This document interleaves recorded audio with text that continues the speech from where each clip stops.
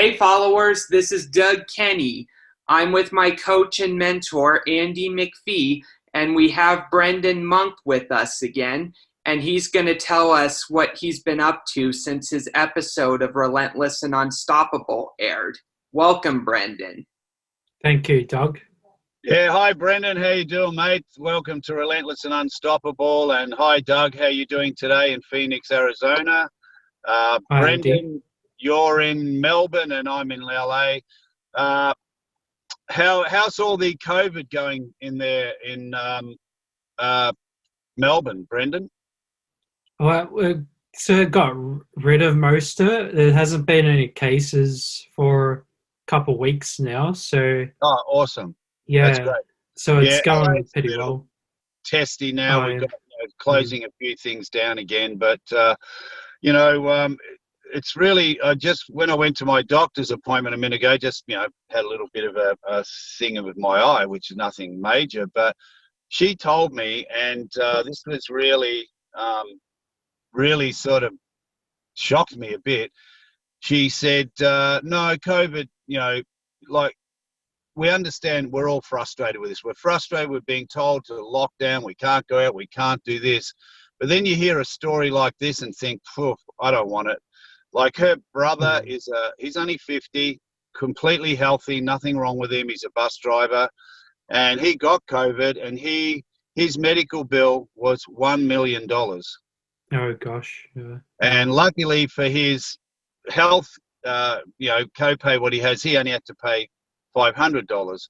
She mentioned to me, and I'm not going to mention her name, but she mentioned to me with her health care, what she's paying for, if that happened to her, she'd have to pay over $100,000 with her, with the healthcare system that she's on. And I said, what happened? She said he just got COVID. He ended up on a ventilator he was Oh in gosh. hospital for over 17 weeks. They don't know what damage has been done to his lungs from, COVID or the ventilator. And she said most people who end up on a ventilator don't end up making it because that's when your body's shutting down. And then she said he was on dialysis, his organs started, and I said, this is all from COVID. She said, yeah. She said he was nothing wrong with him. And I went, oh, okay, that's a little scary. And I Yeah, know it's very scary. well, it Yeah, is, it's and we terrible. all have our view of COVID, right? Like we all have a view. I don't know what the right thing, but when you hear things like that, and friends of mine who've had it, yeah, it's not like the flu. And I'm no No. expert, but it's not like the flu. Mm. When people really get it, it really knocks the heck out of them. So, anyway, I'm glad you're okay, Brendan. I'm glad Yeah, I'm you're doing okay, well. Doug, and I'm glad I'm okay, and all our family and friends. So, we Yeah. just that this does end up going away. The vaccine will help. But anyway, welcome. So just a little bit Thank about you. both of you, right? I started coaching Brendan probably, what would be a couple of years ago, Brendan? I think about probably 3 years ago, Oh, 4 yeah, okay. So it was maybe. a bit long. Yeah, it was a bit longer. Yeah. And you were, if I can say correctly, born with uh, autism, and I think it's Yes. high functioning autism or Asperger's. Yeah, I call it Asperger's still, Okay. but some people call it ASD or Oh, high functioning. So okay. yeah, but I'm happy with any name they Yeah. Well, call it. my young Yeah, son, as you know, my 14-year-old, our 14-year-old, he's got Asperger's too. God, I hate that word. God, like it's not a disease. It's some. It's yeah, I know. just It's just really difficult to try and say, especially now with all the political correctness. You don't want to say mm, you've got something. It's just you were born and diagnosed with whatever. I don't know if you know more about it than what we do, but where do they believe autism is started in the body, or Asperger's? It's a rewiring of the brain, like something's not quite connected up correctly. Is that a good assumption or not? I think some connections aren't connected. I'm not sure exactly what they're called, Yeah, but the neural pathways or something. If just yeah, I'm just yeah. grabbing stuff out of the air. But I Yeah. think what a good comes from it too. Like, yeah, when you can tell things and know things, and see it as a bit of a gift as well. Oh So yeah, for sure, mate. yeah, it's a bit Definitely. of both sides sort of thing. Like Yeah. it's Well, I think, yeah, like there's a lot of people that I'm working with at the moment that are vision impaired, and one amazing young guy, he's, I think his 90% vision is gone, and I'm coaching him in authoring and writing, and just bringing out the best in him. And he's going to university. He wants to be a Islamic priest, and he really loves the arts and he's enjoying the work we're doing. So, he's got a gift because he shares with us his view of the world from not being able to see it how we see through art and writing and etc. So yeah, it's amazing to see people who just, you know, maybe they're born and their back's up against the wall, and you're dealing with not being like others, which both of you have shared, and Doug shared, what it was like at school for him. So it's just really, really fantastic to have all the guests we've had on here that are dealing with something. So we do yeah, know they've been Doug's amazing. story. It's quite. Oh, sorry, mate. What did you say? It was a delay. Yeah, the interviews that you've had have been really amazing. Like the people Yeah, had yeah. Well, on, Chantel, who yeah, was on last week, she's an actress. She's on General Hospital. She's a regular cast member there, and she had a car accident and lost her. I think it was her left arm up to here. She continued on doing her makeup. She continued on acting. She didn't let it stop her, and that could have stopped her mentally. But what a mate, and she's does her yoga, she runs, she does marathons. So, like, she said it's funny how an accident like that really uh, pushed her to go beyond what she probably could have done before the accident. But it just takes that thing to happen in life that can either take us one way or the other. So Doug himself, as you know, he's written 8 books. He's an author of 2 best-selling books on Amazon. Autism, the journey of an autism. No, the biography. What was it, Doug? Sorry, The amazing comeback of an autistic yeah, spokesperson. that's it. The amazing comeback of an autism spokesperson. And Doug, now with what we've been doing, he's going to train himself now to be a coach for autistic people, a mentor and a coach down the track. So, And I'm already in the process of developing my coaching skills in the gym. Sweet. You have to be prepared for exercises. That's right. And you gotta be committed like me. Let me ask you, Okay. have you left your at the door? Because your brain will try to you into thinking you can't do it. This is very true. yes, he is. He's funny. You're funny. He said to a guy in the gym the other day, because Doug, we'll let people know a little bit who might be new to the series. Doug was over 320 pound. He started taking care of his sugar addiction and started knocking out sodas from his diet. And then quite a few months ago, we said, look, Doug, let's clean up the diet. Let's get rid of all the junk food in the fridge. And he said to his mum, I want to start eating better and healthy. And his mum's probably been trying to tell you that, right? No. So now Doug's on a great diet. He'll tell you a little bit more about that. His smoothies, we said, okay, you're going to start walking. We need you to walk, every day for 30 minutes. Well, now he's running for 30. He's walking for an hour. He's in the gym. He's down to 220 pounds. He wants to run a marathon. He wants to bodybuild. So, yes, he will be an incredible mentor and coach to anybody. Yeah, it definitely is to me. Like, he helps me out and he gives me calls and checks on how I am. And and that's great, really mate. nice. And Brendan, can you just tell us a little bit about, I mean, you're doing a lot of creative work. We do a lot of poetry, writing, and a few acting skills. But can you tell us a little bit about this new work you're doing with horses? I have heard about this, and it's great therapy. Can you share a bit about that with? Yeah, sure. I started horse therapy. Started to attend and working with horses, like making friends with them and working with them. Like, I got to be in contact and walked one around, and the other one like pats a lot. So I used to stand there and pat him, and yeah, it used to be really, yeah, it helped me a lot, and I hope that was helping them like be calm and like yeah, know that I'm like don't mean any harm and all that sort of stuff. And I got pretty close to the horses and everything like that. So Wow, that's really awesome, mate. yeah, and Yeah. working with something like an Doug, animal. can we just hand it over to you, because you guys have been friends for a while. I'd love you to sort of, you know, just get into Brendan's world of this new therapy that he's taken up. It's not new therapy. I think it's been around for a while, and because you're both in a similar world of what you've been dealing with. So, Doug, over to you, mate. And Yeah, I just have to say it's very amazing how humans and animals can bond. Like the other day, there was a near disaster that happened on my computer when I almost lost my files because of, the fact that I had too much on my laptop.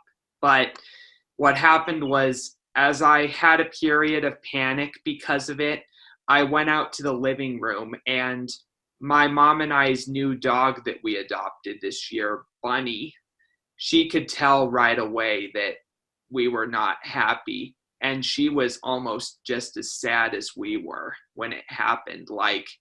And I've also noticed that whenever Mom and I take Bunny for a ride in our car, she always whimpers whenever one of us leaves the car because she's worried, what's going to happen to them. And it's really impressive, Brendan, that you're bonding with animals, because I'm an animal lover as well. And I think that's a good path, being an animal lover. Yeah, I see the same view on that. Yeah, it's very like, yeah, they sort of sense what you feel, and you have this connection like between you both. You don't have to, or you can talk and all that, but you don't have to talk much. You can just sort of have this connection, and they sort of feel what you feel, and you feel what they feel, and Yeah. it's And communicating. I've dealt with a lot of, I've dealt with what you've dealt with, with autism and, anxiety. And I've taken, some steps to help myself do better with my anxiety. Like over the past couple months since I've body built and exercised and eaten healthier, I've been not having any more anxiety for the most part. Every now and then I do have a setback, which mostly takes place in evenings and it usually happens when I'm dehydrated. Like that's when a lot of my anxiety, rises. But for the most part, I've done a better job of, managing the symptoms of my autism. And, I'm glad to see that you're taking a great path to not only help animals live their best life like horses, but to help yourself live a good life as well.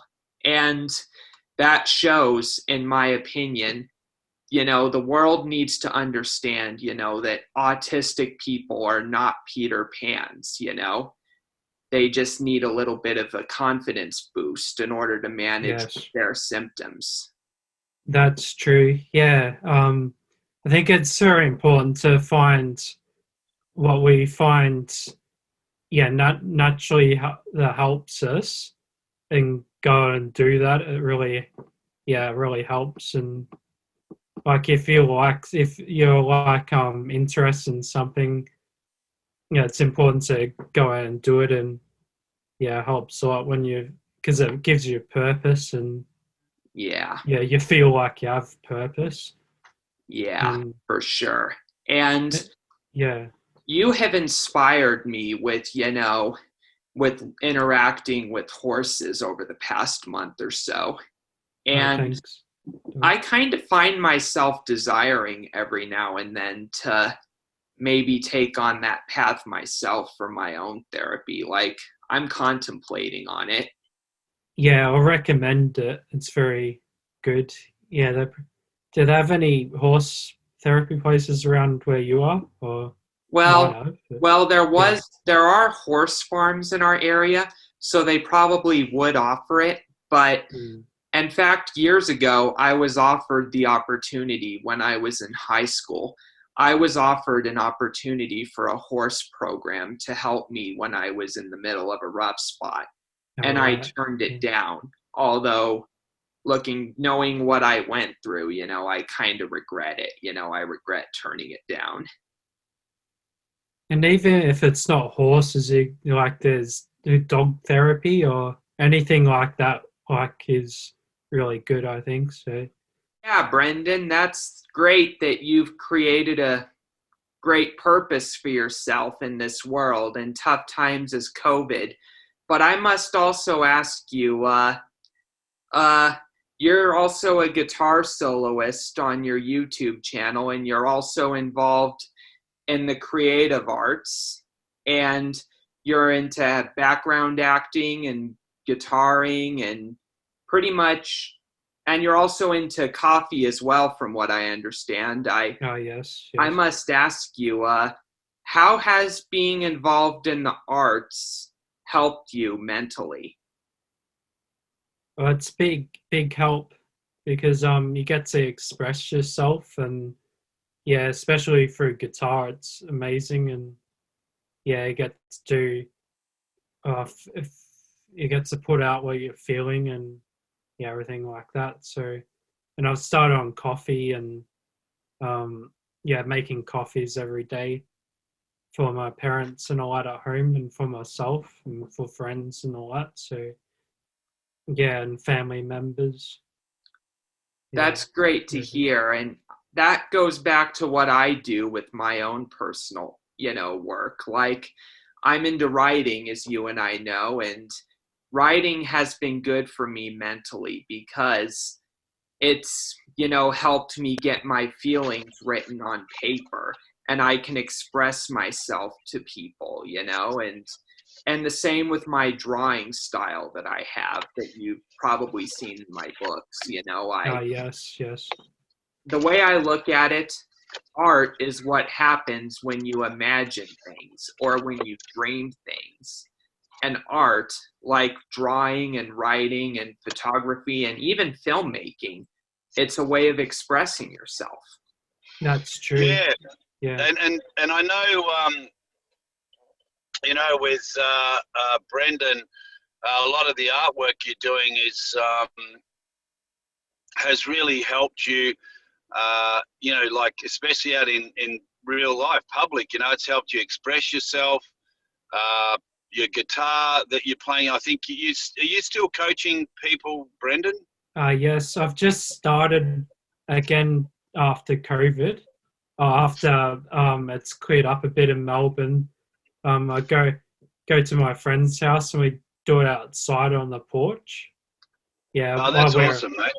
You don't really have to wear masks at the moment, but I wear one outside Yeah, anyway. yeah. Even though Oh, it's that's good. gone pretty much here, but yeah, I No, still that's like awesome. to. Yeah, Yeah, and look, yeah, but it's good. I apologise for my lighting here. I'm actually in the car, and it's getting a little. It's only 5 o'clock, but it's getting dark in LA. But this is the good part about this digital world. We can do it anywhere, can't we? Yeah, it's amazing. I think we've found out a lot of things what we can do through COVID as well. So Yeah, that's one like getting good thing. together But through Zoom and getting yeah, together with family with, precautionary efforts. Yeah, COVID doesn't have to slow you down. You can still enjoy your life even through times like this. You just have to yeah. be a little bit more careful. So look, yes, yeah. guys, this little chat that we're having about, how you guys have dealt with, you know, Asperger's, high functioning autism. What can you what's one of the biggest hurdles, Doug? I'll ask you first. What's one of the biggest hurdles you had to get over with, being free where you are now, to free to write, free to, know that you're capable of doing all the things that you want to do. They may not all work out, but you can at least have a go at everything, right? Like whether you run a marathon or not, we don't know. And it's the intentions that you have created for yourself to make this happen. Now, having Asperger's or high functioning autism, some people have said to me, yeah, but he's in the gym training and wants to, run a marathon. What is that relating to autism? I said, well, the fact is that when you go through life, say, especially at school, there's something different, but inside you're not different, but it's the way sometimes you act, the way sometimes that you how can I say, Doug, because you mentioned at school, the first day at school when you went there, you knew there was something different, but you didn't think there was anything different about you, right? Yeah. So what I'm sort of leading to is that anyone can train to run a marathon, like, providing you're physically capable to do that. You may not end up finishing the marathon, you may walk, we don't know. But the point is, why you're doing this is because you've come out the last few years realizing that your autism doesn't define who you are. You can do whatever you want. Like Janine Shepherd, who we had on, she was, a paraplegic after her accident, yet she became a pilot. She became a stunt pilot while she was in a special plastic cast that held her in the seat. But she was a stunt pilot, commercial pilot, and she started training people. So the thing is, whatever we're dealt with in life, and every individual, we're all different, there's something that you can still create, Yeah. There's something Yes, that you can true. really, live life to the fullest, the best you possibly can. So And that's my philosophy. As a Christian, I believe there is an afterlife. But as far as living on earth, you only live once. And my philosophy is you need to live your life to the fullest. And if you have a goal in mind, you need to just do it. You need to take the steps necessary to achieve that goal, because you never know what tomorrow is going to bring. And my philosophy is, other people may not believe in you, but, it doesn't mean they're right. When I graduated a few years back, I was told by a couple of my instructors, one of them told me, you'll never make it in college. And another one told me, you will never be a well-known author because your writing is just terrible. And, the thing is, I have not only proven them wrong, I am almost close to getting an associate's degree in college. And this year, one of my books, the blue one, The Amazing Comeback of an Autistic Spokesperson, it was in the top 15 in the United Kingdom and the top 300 internationally for special needs biographies. And, I'm not going to lose sleep over what people say about me, but my hope is that if those people that said that stuff about me, if they see me in the newspaper or on social media with awards that I win for writing or any accomplishments like that, I do hope to an extent that they'll be willing to eventually admit, we were wrong. Yes.